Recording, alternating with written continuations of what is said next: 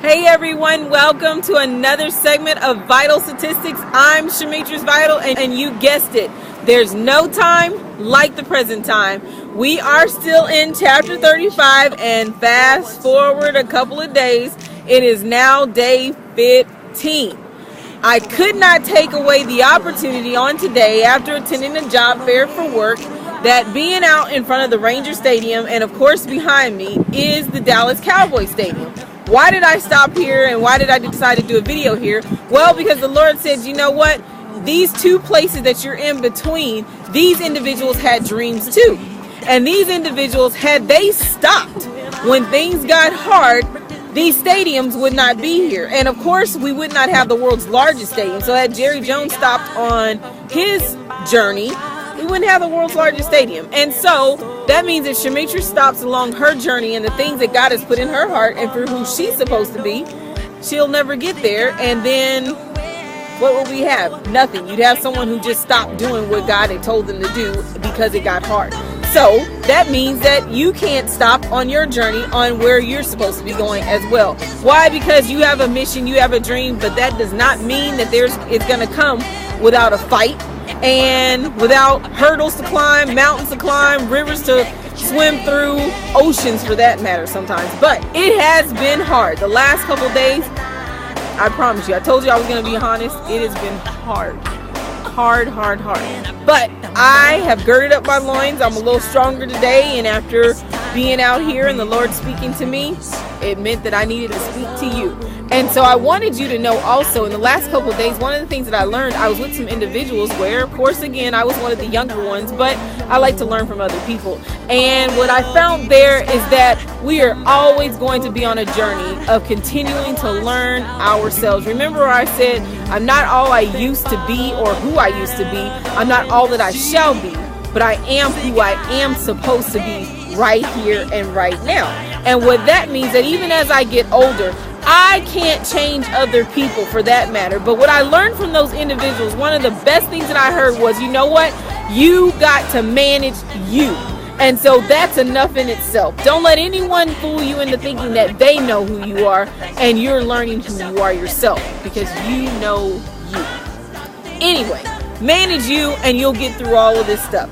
Let's not worry about all these other things that are going on the plane. Let's just make sure we manage ourselves while we're here and as we're preparing to propel onto that destination that God has called us to. But something else I have to tell you today, got a chance to go on a tour of this aviation facility, and of course lots and lots of different planes. Nonetheless though, I said, Lord, what am I supposed to learn from this, and why am I here, even though it was for work? Well, what I learned from being there was that I'm on a plane, and God said that on this particular journey, He doesn't want me to just sit in my seat and be comfortable.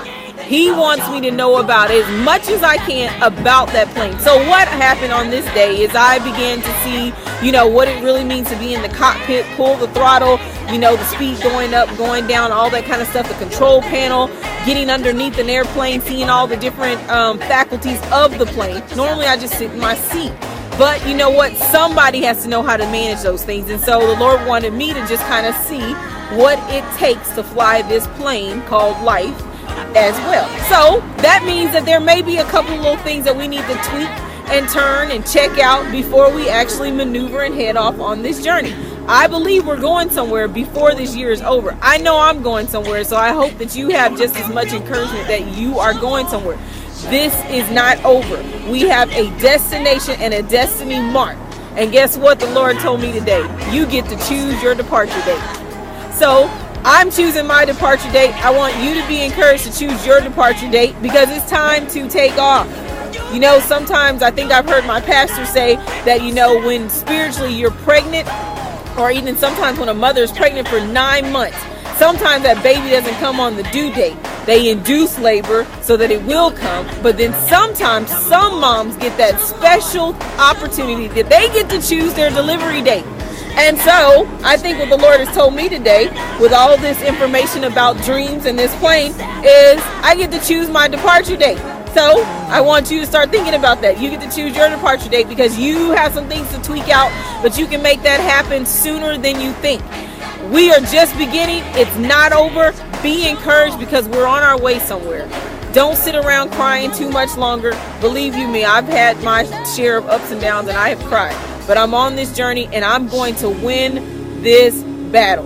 No man is going to be able to hold me down. Why? Because I have somewhere I'm supposed to go, and God gave me the keys to the kingdom and access to the throne room, and so he's giving you the same access. So this is Shemetris Vital of Vital Statistics, chapter 35, day number 15.